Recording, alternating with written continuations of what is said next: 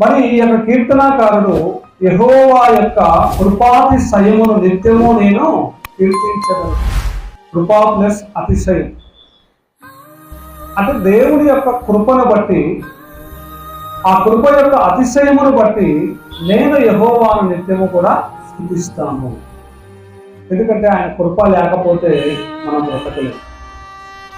తరతరములకు నీ విశ్వసతను నా నోటితో తెలియజేసేదాను. మామూలుగా ఈ మాట మనము రాజకీయ నాయకుల నోట వింటా ఉంటాం. ఏంటి విశ్వసనీయత అంటా ఉంటాం. అంటే ఏంటంటే మాట తప్పము మడిమ తిప్పము అని. నిజాయితీ, క్రెడిబిలిటీ అంటారు ఇంగ్లీష్లో. మరి నిజంగా దేవుడికి ఉన్నటువంటి ఆ విశ్వాసత ఈ యొక్క లోకంలో ఎవరికి కూడా. చాలా సందర్భాల్లో చెప్పిన వాగ్దానాలన్నీ కూడా రాజకీయ నాయకులు చేయలేదు. ఇదిగో 90% చేసాము, 60% చేసాము, 99% చేసాము అని చెప్పుకుంటాము.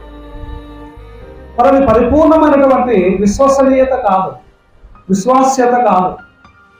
100% ఎవరైతే చేస్తారో అదే పరిపూర్ణమైనటువంటి విశ్వాస్యత, విశ్వసనీయత.